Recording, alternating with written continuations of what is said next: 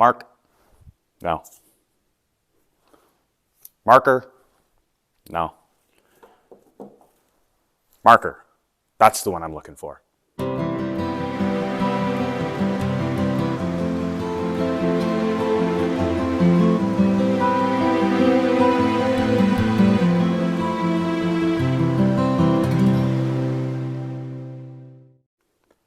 Thanks for tuning in and welcome back to the shop. Now, I realize that a lot of people that watch this channel from Australia probably think that we have no rules to follow and we can build whatever we want. Not quite like that. We do have some rules, and because of that, I'm going to be installing some marker lights or clearance lights around the tray on the Fuso. Oh, and make sure you stick around right to the end so you don't miss an important piece of information. One of the things that I try to look for when I'm finding a product is something that's easy to install and easy to replace. A lot of products these days don't really last that long, and if you're going to have to be replacing it, you might as well make it easy to do. And that's one of the things that I really like about this style of marker light. This is a single hole. You drill a hole, put a grommet in, put the light in, hook up the wires, and you're done. Down the line, if you need to replace one of these, you simply push it back out of the hole, put a new one in, and you're done. So very simple to install, and these are also really cost effective. This is 20 lights, 10 red, 10 amber. I bought them in a pack on Amazon. I'll put a link in the description below if you're interested. And they come out to about $1.40 Canadian each. So they're really inexpensive. They're easy to install. They're easy to get because they're on Amazon. And that meets all the qualifications for me. Now, rightfully, you're probably wondering, sure, but how bright are they? Well, let's give you a quick look here. I'll take the red, I'm just going to hook it straight to a battery. A little bit difficult to hold the right angle, but we'll give you a straight on view here.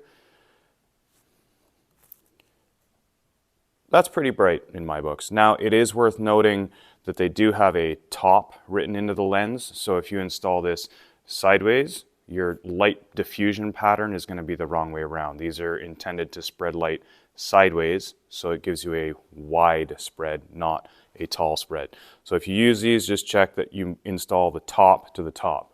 Obviously, because it's just pushed into a grommet, it's pretty easy to fix if you get it wrong. You just push it back out, turn it, and then push it back in again, and you're done. So there's the red. Here's the amber. Again, nice and bright.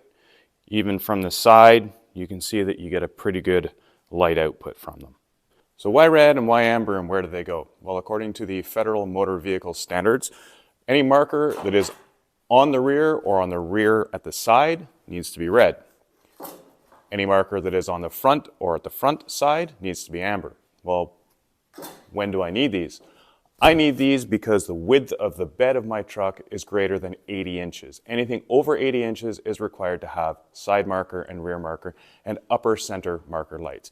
The upper centers will come later when I build the habitat box, but the rest of the lights will be going on the tray. If, like me, you're having a hard time understanding which lights you need to put where, take a look in the video description. I've put a link to a website that's trucklights.com, and they have a really good explanation with a chart and a picture of what lights you need to put where for what size vehicle.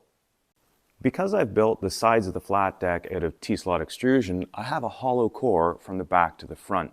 This gives me a very easy place to put the wiring. I simply push it in at the back, pull it out at the front. And if you watched the video where I wired my tail lights, you will remember that underneath the back of the truck, I wired a terminal strip. So hooking in these lights will be pretty easy. In fact, I've already wired the wire that runs from the front through the extrusion down to the terminal strip. So all I have to do now is put the holes in and mount the lights. As I mentioned, these lights use a 3/4 inch hole to mount, so it's going to be pretty straightforward. I've got a pilot bit to start with, and then I'm going to use my step bit because that's the only bit that I have that goes to 3/4.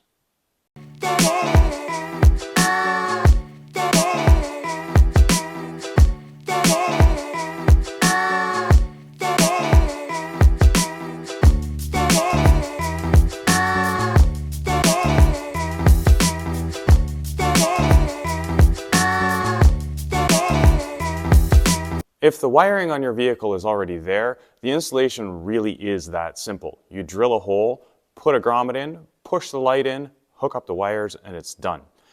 Let's take a look and see how well you can see these from the opposite end of the truck. So up here, we've got the amber side marker light. Turn them on, and that is plenty bright from almost directly straight back. That's got a really good wide spread on the beam.